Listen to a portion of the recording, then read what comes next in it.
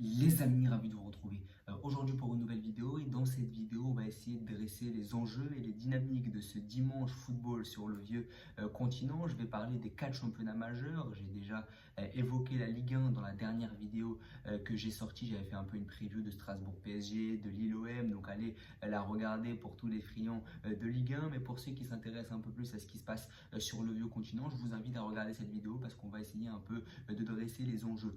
Comme je l'ai dit, revenir un peu sur ce qui s'est passé vendredi et samedi et parler d'éventuels pronostics et des éventuelles dynamiques qu'il va y avoir dans les 4 grands championnats européens à l'approche de la fin de saison, dans les différentes courses à l'Europe, dans la course au titre aussi sur les différents championnats. Donc voilà, on va essayer un peu d'évoquer tout ça. On va commencer par aller du côté de l'Allemagne pour évoquer le Bayern, le Borussia Dortmund qui hier ont tous deux joué. Le Bayern a bien cru pouvoir remporter le titre et le récupérer au Bayer Leverkusen qu'il avait remporté lors de la saison 2023-2024. Harry Kane, qui était absent, a bien cru remporter le premier titre majeur de sa carrière. Il est même descendu sur le terrain à 3 buts à 2 pour le Bayern, mais il a été climatisé comme tous les supporters du club bavarois par le but de l'égalisation de Youssouf Poulsen. Finalement 3 partout dans un scénario absolument rocambolesque. Le Bayern a été mené 2-0, ils sont revenus à 2 partout. Sané, que j'affectionne tout particulièrement, a bien cru offrir le titre au Bayern Munich à l'image d'un Moussiala il y a 2 ans dans cette course haletante face au Borussia Dortmund. Et bien l'égalisation de Poulsen a permis aux Bavarois de pouvoir encore attendre une semaine avant d'être sacré champion d'Allemagne et de pouvoir récupérer leur titre, puisque le Bayern va de toute façon être champion. Le Bayern Leverkusen ne pourra pas revenir à la différence de but, même si le Bayern perd ses 2 derniers matchs. Ça va être quand même compliqué pour cette équipe de Leverkusen de faire le doublé. Mais voilà, match absolument spectaculaire. On a également eu le Borussia Dortmund qui s'est imposé 4-0 face à Wolfsburg. Nouveau doublé pour Serhou Guirassy qui réalise une saison absolument exceptionnelle pour sa première année sous les couleurs du Borussia Dortmund. Il avait en point d'orgue de cette saison absolument exceptionnelle inscrit un triplé en Ligue des Champions face au FC Barcelone. Et cette victoire, ce précieux succès du Borussia Dortmund, ce succès écrasant, permet aux hommes de Niko Kovac d'être virtuellement 4e du championnat allemand. Et le club de la Roue revient de très très loin, parce qu'il y a encore quelques semaines, après le licenciement de Nuri Sahin, Dortmund flirtait avec la 9e, la 10e place, et beaucoup imaginaient cette équipe de Dortmund ne disputer aucune compétition européenne. Ça prouve que Niko Kovac a fait un super boulot. Plus de défaites en Bundesliga depuis le 15 mars dernier. C'est très intéressant ce qu'a réussi à faire le coach croate en très peu de temps. On parle maintenant des matchs qui auront lieu aujourd'hui. On commence par évoquer ce Fribourg-Bayer Leverkusen, et ça va être très intéressant puisque la victoire du Borussia Dortmund a fait que Fribourg est actuellement 5e de la Bundesliga, mais en cas de victoire, Fribourg récupérerait cette 4e place qualificative pour la Ligue des Champions, et ça les rapprocherait un peu de Francfort. Francfort qui va affronter Mayence, donc on va avoir 2 matchs au sommet pour la course à l'Europe. Leverkusen, l'enjeu pour les hommes de Xabi Alonso, ça va être de retarder un peu plus le titre du Bayern Munich, puisque si Leverkusen s'incline ou fait match nul, le Bayern sera champion d'office. Et pour cette équipe de Fribourg, le but, ça va être de revenir un peu sur Francfort. De toute façon, je vais vous afficher le classement, mais ça va être de revenir un peu sur Francfort et d'essayer de mettre de la distance par rapport au Borussia Dortmund, puisque Fribourg est actuellement 5e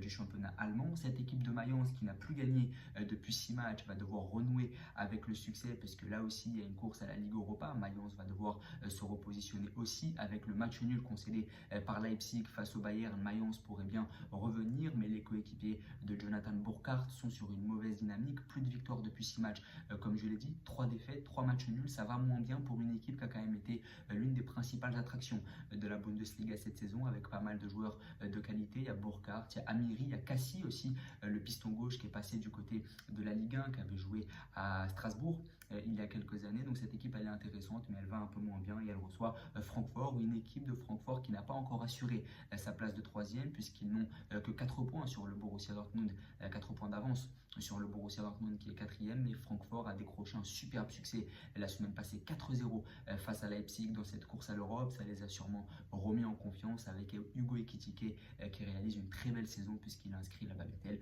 de 15 buts. Donc voilà, c'était un peu les 2 rencontres que je voulais présenter et qui auront lieu ce dimanche et qui vont cristalliser les enjeux de cette Bundesliga.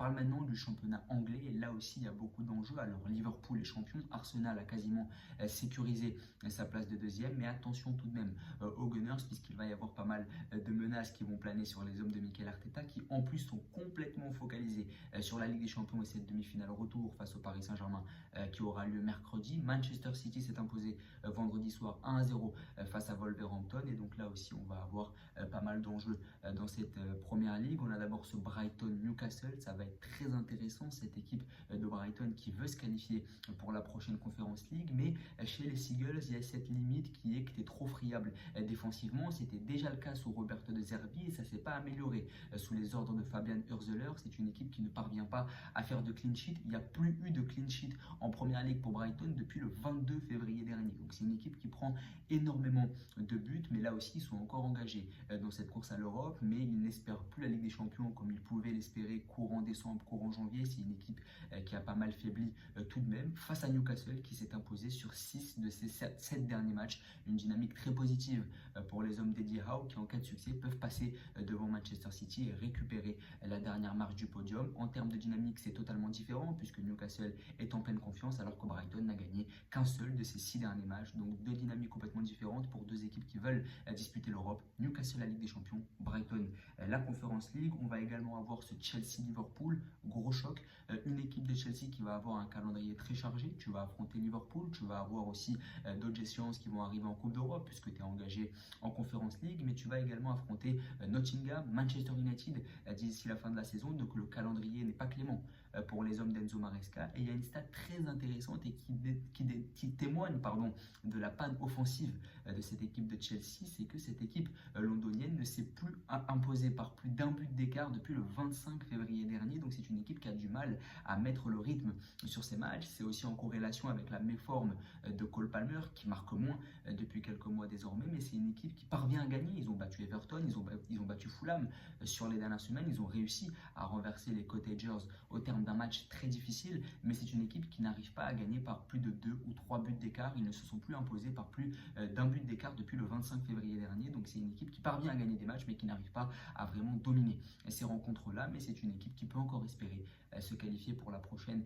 Ligue des Champions. En cas de victoire, Chelsea reviendrait à 1 point de Manchester City. Il y a également Palace Nottingham Forest qui aura lieu lundi. Nottingham qui est sur une mauvaise dynamique, une seule victoire sur les 5 derniers matchs, toutes compétitions confondues pour les hommes de Nuno Espirito Santo qui est l'une des principales attractions de la première ligue cette saison. Et bien cette équipe là elle est sur une mauvaise dynamique, mais en cas de victoire là aussi tu pourrais te rapprocher un peu de Manchester City. Donc là aussi il y a une course à la Ligue des Champions en première ligue qui est folle, mais de toute façon il y a 5 places directement qualificatives pour la Coupe aux grandes oreilles. Liverpool est d'ores et déjà champion. Peut-être que City et Newcastle peuvent s'approcher encore d'Arsenal et espérer bouger les hommes de Mikel Arteta de leur fauteuil de dauphin, parce que la première ligue c'est 38 journées, donc il va y avoir encore pas mal de matchs, mais globalement les dés sont plutôt pipés en première ligue. Maintenant c'est savoir qui va finir à quelle position, mais il ne devrait pas trop y avoir d'impact sur les différentes compétitions et qui les disputera la saison prochaine. On parle maintenant de la Liga, et là aussi il y a pas mal d'enjeux. Hier soir le FC Barcelone s'est imposé 2-1 du côté de Valladolid, qui est la lanterne rouge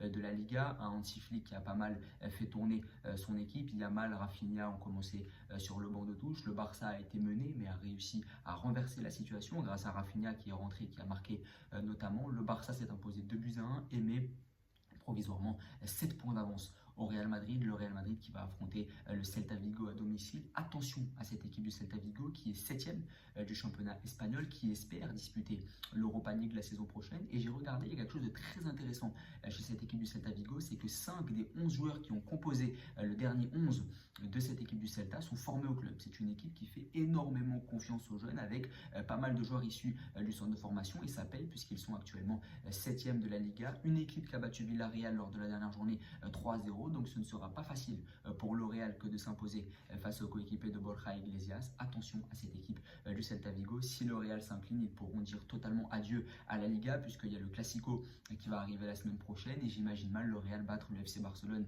sur une seule rencontre. Maintenant on va voir ce que ça peut donner évidemment, et pour le moment il y a 7 points d'écart du FC Barcelone sur le Real en attendant le match de cet après-midi face au Celta Vigo. Il y a également la course à la Ligue des Champions. Villarreal s'est imposé hier et le Betis Séville va se déplacer du côté de Barcelone pour y défier l'Espagnol, et le Betis va devoir revenir un peu sur cette équipe de Villarreal. Le Betis est sur une excellente dynamique, une seule défaite sur les 14 derniers matchs. L'arrivée d'Antony a fait énormément de bien au front offensif des Sévillans. Ils ont également gagné en Conference League cette semaine 2-1 face à la Fiorentina, donc pourquoi pas essayer de décrocher une Coupe d'Europe et se qualifier pour la prochaine Ligue des Champions. Ça va se jouer entre le Betis et Villarreal pour la dernière place qualificative pour la Coupe aux grandes oreilles, parce que globalement le Barça devrait être champion, le Real deuxième, l'Atlético qui a été accroché hier sur la pelouse d'Alaves 0-0 devrait finir troisième, et Bilbao quatrième. Là aussi c'est comme pour la première ligue, les dés sont plutôt pipés, mais pour la cinquième place il y a encore cette lutte entre le Betis et Villarreal. On finit notre tour d'Europe avec l'Italie, et du côté de l'Italie c'est aussi très intéressant. Il va y avoir deux matchs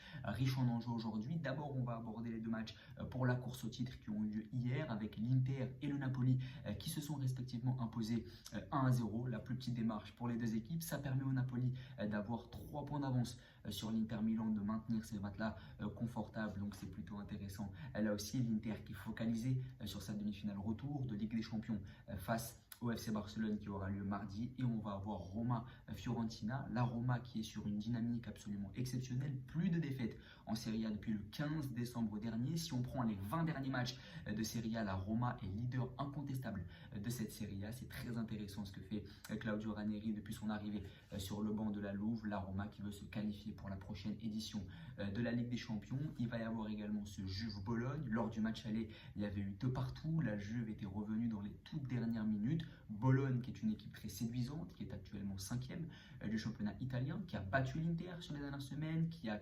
accroché le Napoli, qui en avait mis 5 à la Lazio, c'était en mars dernier. Donc c'est une équipe qui a pas mal de succès face aux mastodontes du championnat italien, et la Juve qui depuis l'arrivée d'Igor Tudor ne s'est inclinée qu'une seule fois en 5 matchs. Le coach croate fait relativement du bon boulot depuis son arrivée sur le banc de la vieille dame. La course à la Ligue des Champions, elle est complètement folle, et ça se scinde en 2 parties. On a une course au titre entre l'Inter et le Napoli, et on a la course à la Ligue des Champions et à la Ligue Europa qui oppose la Roma, la Fiorentina, la Lazio, la Bologne, la Juventus Turin. C'est très intéressant à suivre. Cette équipe de la Fiorentina, elle est aussi très intéressante. Elle est engagée en Coupe d'Europe. Elle s'est inclinée 2-1 face au Betis Séville en Conference League. Mais là aussi, du côté de la Fiorentina, il y a pas mal de qualité. C'est l'un des outsiders aussi avec Bologne cette saison pour la course à la Ligue des Champions. Et on va avoir aussi Empoli-Lazio, puisque les Laziale auront aussi leur mot à dire dans cette course à la Coupe aux grandes oreilles. Donc ça va être très intéressant à suivre. Je vais vous afficher les classements. J'ai hâte de voir ce que ça va donner. N'hésitez pas en tout cas à vous abonner, à liker et à partager. Merci beaucoup.